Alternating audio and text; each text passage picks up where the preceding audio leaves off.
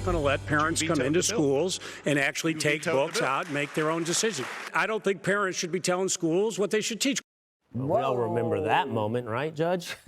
That's the moment, perhaps, when Democrats lost the Virginia governorship thanks to their arrogance on education. Well, it looks like they haven't learned much since then. Democratic Congressman Eric Swalwell thinks it's stupid for Republicans to put parents back in charge of their kids' learning.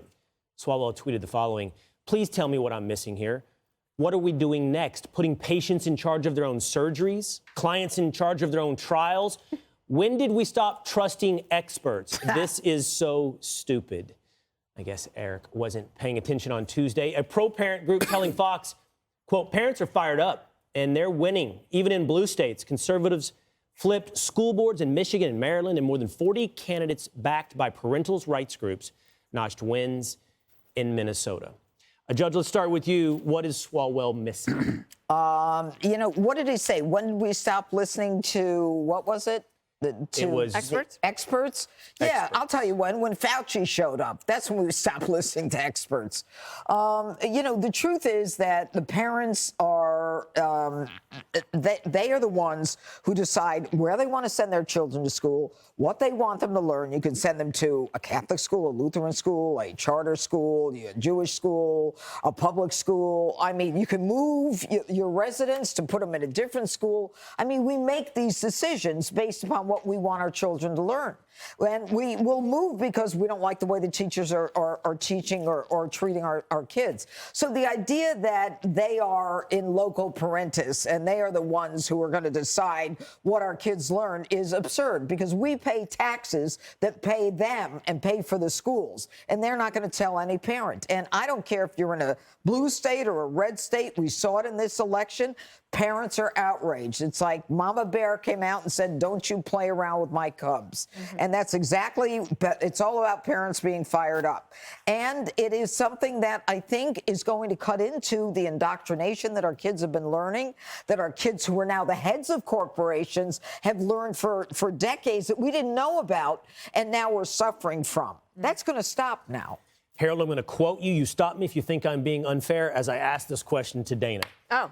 Harold has said in the course of this show today that he distrusts polling. I think that's a fair skepticism to hold. Okay. Also said that he hopes that the left doesn't see that they are emboldened by the outcome of these midterm elections. Do you think you ignore these parental rights, these issues, if you're the left, at your own peril? Well, so they won't, because there's a couple of things. On education, they might try. I mean, the teachers' unions are very powerful. But they know now. We're waiting for some results in California. I think a lot of those school boards are going to flip as well to Republicans. There's also going to be hearings. And the reason I do think that they're paying attention a little bit is we haven't talked about it in this show, and it's a slightly different subject, but the White House did tell the head of the Customs and Border Patrol guy that, what's his name? They said, "You need to resign or you'll be fired." He's refusing to resign and they're going to fire him. But I thought the border was so secure. What's his name? I can't think of his Chris name. Magnus. Okay, he was around. Remember, he was falling asleep, asleep in the meetings and everything, treating the staff terribly. But they told us for months that everything was fine. And then they're firing him. They said everything was okay with education. It's clearly not, and the test scores that came out prove that. The last thing I would say is the Biden administration knew that the student loan bailout was unconstitutional. They did it anyway. It worked for them. You had people who were like, "Great, okay, we can be for Biden. This is great." Remember, AOC praised him up one side and down the other. It's going to turn out to be unconstitutional, and the Supreme Court is going to push back.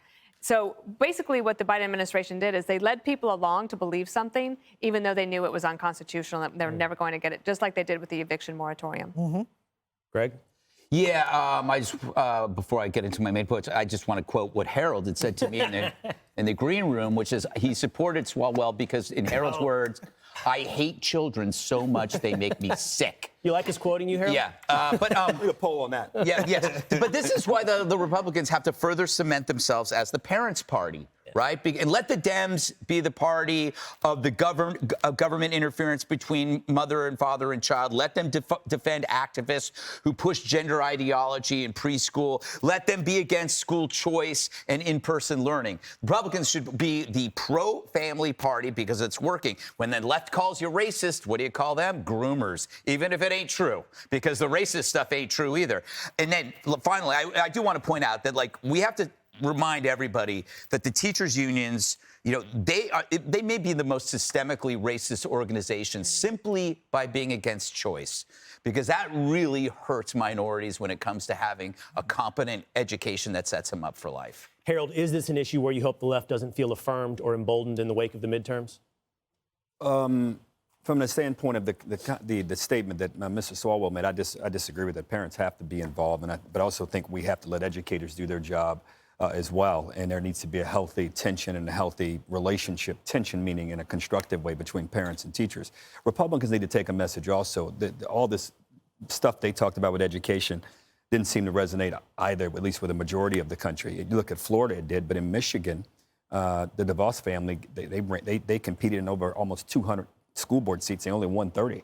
That doesn't mean to say that everything that they're for that I'm against, but clearly they didn't convince a number of people in Michigan that. The states of, yes, it is. California, Michigan, Idaho, Colorado, Minnesota all had referendums on the ballot to increase spending on public education.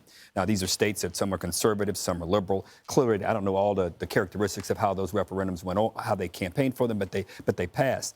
Voters don't want culture wars in their classrooms. They don't want book bans. I don't think they want dishonest teaching, and they certainly don't want their kids to be taught that they're bad, be they black, white, or Hispanic. There's a way to do this. I think, Greg, you make a point about, I wouldn't go as far as the racist point about teachers' unions, but I do think those who purport to be advocates for kids, and particularly black and brown kids in this country, we're failing them and have failed them long before COVID. The quality of education that a lot of these kids were having shown them was not the quality, or should say, did not meet the standard it would need for them to get into college, to get into vocational school, for that matter, to be the kind of contributing citizens that we want. Absolutely. Hey, Sean Hannity here. Hey, click here to subscribe to Fox News YouTube page and catch our hottest interviews and most compelling analysis. You will not get it anywhere else.